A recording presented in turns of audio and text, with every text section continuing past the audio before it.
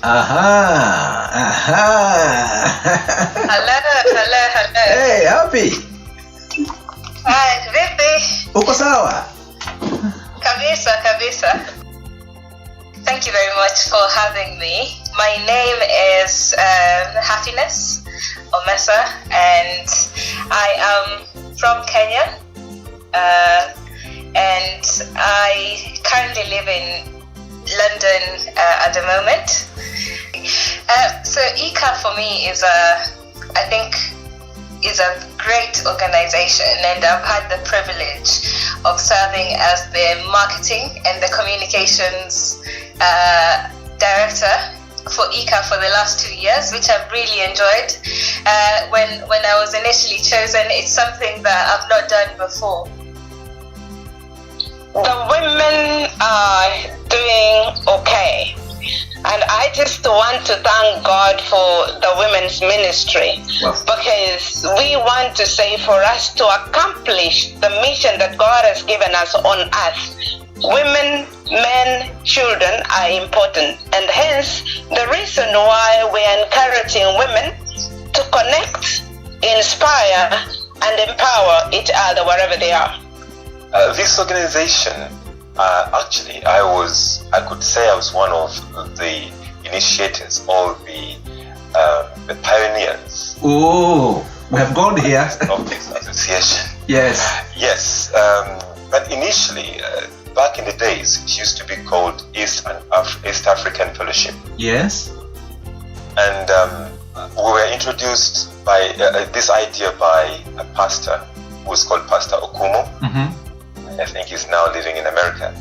And another pastor, I can't remember very well, but they came up with this idea that Africans should come together as one unit and create this fellowship that could bring us together from all areas of Britain. And that's how I was introduced into this association. At the moment, in this fellowship, I was elected to be the one to deal with children, because that's my passion. Children is my passion. So I was privileged 2 years ago to be elected into the children's department, where I also work with education as well. So I'm very privileged. Yeah, that's my position. I think as East and Central Africans in the diaspora, as it's called, we're away from home. And really, this kind of fellowship is what brings us together. Because sometimes you can get homesick. But if you have somebody else, even if they're not from the same area, but they're from the same country or even the neighboring country, you feel some sort of connection that's different from just somebody you've met maybe here in the UK. So I would say that it's very important in whichever way to support each other. And this was also like a spiritual thing, because sometimes when this country people can get, and I'm sure in America and other places, when you're away from home, life can get quite stressful and quite demanding, and you get a bit homesick. So this way we get to get together, share, make connections, and just support each other through this life's journey, really. As a fellowship, we set ourselves a goal to just meet once a year. Mm-hmm. And we have been doing that the last 4 years that I have been in leadership.